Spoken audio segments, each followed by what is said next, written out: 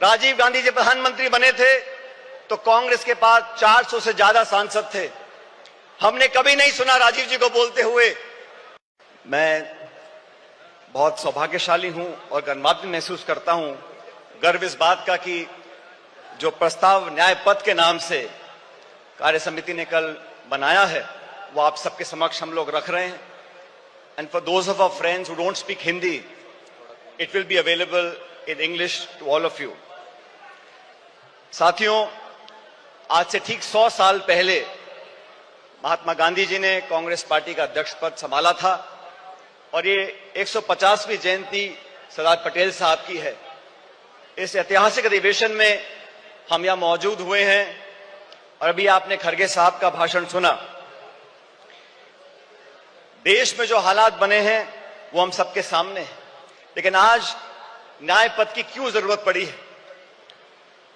देश में जो सरकार काम कर रही है, पिछले 10 सालों में महंगाई, बेरोजगारी, आर्थिक असमानता, ध्रुवीकरण और क्रूरता की सारी हदें पार कर चुकी है और भारतीय राष्ट्रीय कांग्रेस अब नफरत, नकारात्मकता और निराशा के इस वातावरण को बदलकर न्याय और संघर्ष के रास्ते पर चलने के लिए प्रतिबद्ध है। कांग्रेस की रगों में कुर्बानी और राष्ट्रवाद भरा हुआ है, लेकिन कांग्रेस के लिए राष्ट्रवाद क्या है? जो लोग राष्ट्रवाद की दुहाई देते हैं, राष्ट्रवाद का चोला ओढ़कर वोट बटोरने का काम करते हैं, मैं उन लोगों को बताना चाहता हूं कि कांग्रेस पार्टी का जन्म संघर्ष के लिए हुआ, देश की आजादी के लिए हुआ और कांग्रेस पार्टी के सुनहरे इतिहास में हमारे नेताओं ने जो कुर्बानियां दी हैं उसका पूरे देश और दुनिया में कोई दूसरा उदाहरण नहीं है। कांग्रेस पार्टी के नेताओं ने देश को अखंड रखने के लिए, चाहे इंदिरा गांधी जी हो, चाहे राजीव गांधी जी हो, चाहे सरदार बेअंत सिंह हो, उन्होंने अपने प्राण न्यौछावर किए, छातियों पे गोलियां खाई इस देश की अखंडता और समृद्धता को एक रखने के लिए। ये कांग्रेस का राष्ट्रवाद है। कांग्रेस का राष्ट्रवाद भारत को जोड़ने का है, भाजपा का राष्ट्रवाद समाज को तोड़ने का है।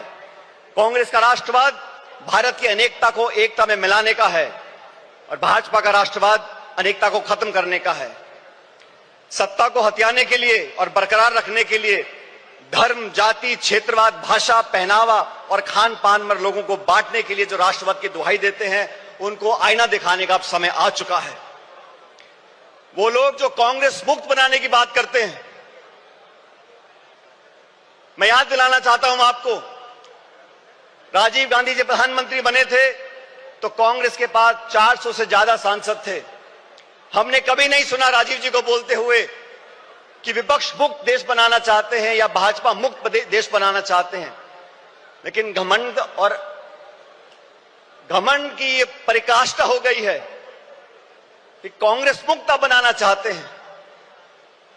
मैं उन सब विरोधी ताकतों को बताना चाहता हूं कि कांग्रेस की जड़ें देश में तो बहुत मजबूत हैं ही, लेकिन गुजरात में भी बहुत मजबूत हैं और 400 पार का नारा देने वालों को पिछले लोकसभा चुनाव में जनता ने आईना दिखा दिया और बैसाखियों पर लाके खड़ा कर दिया सरकार चलाने के लिए। प्रजातंत्र की पहरी है और संविधान की रक्षक है कांग्रेस पार्टी। 1950 में जब संविधान लागू हुआ था, उससे पहले बाबा साहब अम्बेडकर ने खुद 25 नवंबर 1939 को संविधान सभा में कहा था कि कांग्रेस के बिना संविधान बनाना असंभव था। पिछले 75 सालों में कई सरकारें देश में आई, कांग्रेस की और गैर कांग्रेस की, लेकिन हर सरकार ने मूलतः संवैधानिक संस्थाओं को पोषित करने का काम किया, संवैधानिक संस्थाओं को संरक्षण देने का काम किया।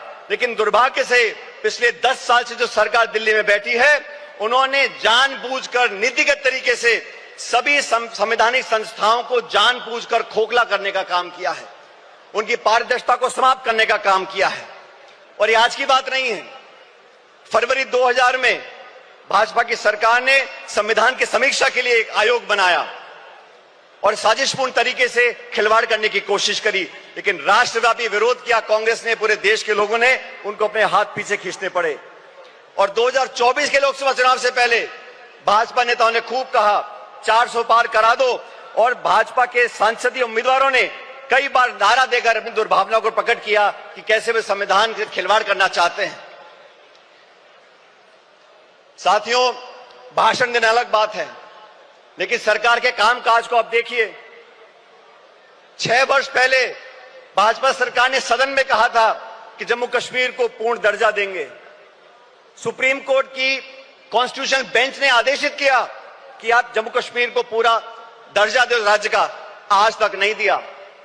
मणिपुर में क्या घट रहा हम देख रहे हैं, गृह युद्ध के हालात बने हुए हैं, बलात्कार हो रहा है, लूटपाट हो रही है, महामारी बची है, लेकिन ना तो प्रधानमंत्री जी को वहां जाने का समय है, ना उनकी इच्छा है। वो लोग जो संविधान की बात करते हैं और अपनी कार्यप्रणाली से संवैधानिक संस्थाओं का दुरुपयोग कर कर अपने राजनीतिक प्रतिद्वंदियों को आरोपी बनाने का काम करते हैं, उनका पर्दाफाश करने का समय आ गया है। कांग्रेस पार्टी ने, राहुल गांधी जी ने, खड़गे साहब ने लोकसभा चुनाव से पहले इंडिया अलायंस का गठबंधन किया। देश के सामने जो चुनौतियां थी उसका सामना करने के लिए समान दृष्टिकोण रखने वाले दलों को साथ लेकर आए थे, और भविष्य में भी भाजपा सरकार को चुनौती देने के लिए संसद के अंदर और संसद के बाहर समय पड़ने पर तमाम हमारे इंडिया अलायंस के गठबंधन के साथियों के साथ हम चर्चा कर आगे बढ़ने का काम करेंगे। मैं धन्यवाद देना चाहता हूं राहुल गांधी जी का। सामाजिक न्याय की लड़ाई लड़ने का अगर रास्ता किसी ने दिखाया है तो राहुल जी ने दिखाया है। 1951 में जब सुप्रीम कोर्ट ने देश में आरक्षण को खत्म कर दिया था, तो पंडित नेहरू जी की कांग्रेस सरकार थी जब अध्यादेश लेकर आए और संविधान में हमेशा के लिए आरक्षण का रास्ता परस्त कर दिया था। वो राजीव जी ने, इंदिरा जी ने उस रास्ते को अपनाया, और मुझे खुशी है कि आज खड़गे साहब और राहुल जी ने ये बीड़ा उठाया है कि सामाजिक न्याय दिलाने की जिम्मेदारी अपने कंधों पर ली है। देश में बैकलॉग है, SC, ST, OBC महिलाओं पर जो अत्याचार और हो रहे हैं, लगातार 13% की वृद्धि उसके अंदर हो रही है। देश का सद्भाव, सर्वधर्म समभाव, आज जो टकराव पैदा किया गया है, भाई को भाई से लड़ाने की जो एक साजिश रची जा रही है, उसके खिलाफ हम सब कांग्रेसजनों को साथ खड़ा होना होगा। बिना संकोच के हमें कहना होगा, जैसा सरदार पटेल ने 1948 में जयपुर के अधिवेशन में कहा था कि कांग्रेस और कांग्रेस की सरकारें इस बात के लिए प्रतिबद्ध हैं कि भारत एक सच्चा धर्मनिरपेक्ष राज्य हो। हमारी अलग अलग पृष्ठभूमियां हैं, संस्कृति है, वेशभूषा है, खाना पीना है, भाषाएं हैं, लेकिन जो लोग उत्तर दक्षिण के राग में धर्म, जाति, गोत्र के नाम पर लोगों को बांटना चाहते हैं, उन लोगों से हमको सावधान रहना पड़ेगा। भारतीय राष्ट्रीय कांग्रेस प्रतिबद्ध है कि धार्मिक, भाषाई, जातिगत व क्षेत्रीय बंटवारे की सियासत को हम आखिरी दम तक लड़ते रहेंगे। देश को ना बंटने देंगे, ना बांटने वाली ताकतों को बढ़ने देंगे। हमारा वही नारा है, नफरत छोड़ो और भारत जोड़ो, जो नारा राहुल जी की यात्रा में हम सब लोगों ने बड़ी गुरजोर से कहा था। महिला अधिकार की बातें करते हैं, आदि आबादी और पूरा हक, ये कांग्रेस का संकल्प है। एनी बेसेंट से लेके सरोजिनी नायडू जी, नेली सेनगुप्ता जी, इंदिरा गांधी जी, सोनिया गांधी जी ने हमेशा महिलाओं के अधिकारों को पहली पंक्ति में लाने का काम किया है। पिछले 1 दशक में महिला अत्याचार, शोषण, प्रताड़पन अपराध इतने बढ़ गए हैं कि भारत मां की आत्मा पूर्णतः छलनी हो गई है। केंद्र की भाजपा सरकार के आदेश पर महिला पहलवान बेटियों को दिल्ली की सड़कों पर जो घसीटा गया, या मणिपुर में मां बहनों को सार्वजनिक तौर से निर्वस्त्र कर घुमाया गया, हाथरस से लेकर उन्नाव तक भारत मां के सीने पर ऐसे हजारों घाव हैं। आए दिन देश की बेटियों के बारे में भाजपा के मुख्यमंत्री, केंद्रीय मंत्री और उनसे संबंधित संस्थाएं जिस प्रकार उनके पहनावे, आचरण, चरित्र, बाहर जाने के समय उनकी स्वतंत्रता, खान पीन व निर्णय लेने की क्षमता को लेकर लगातार आपत्ति उठाते रहते हैं, उसका हमको विरोध करना पड़ेगा। ये वो सरकार है जो किसानों का विरोध करती है। मुझे फक्र है कि हम उस पार्टी के कार्यकर्ता हैं जिसने संकल्प लिया है कि हम लोग किसानों का MSP पर एक कानूनी अधिकार जनता को देंगे और 50% से ऊपर समर्थन मूल्य किसान को मिलेगा। श्वेत क्रांति, हरित क्रांति, मिनिमम सपोर्ट प्राइस, ये सब कांग्रेस की सोच का परिणाम रहा। भाजपा ने तो 3 काले कानून लेकर आए, 16 महीने तक आंदोलन हुआ, 700 किसान शहादत हो गई उनकी, और फिर जाके भाजपा को अपने हाथ पीछे खींचने पड़े।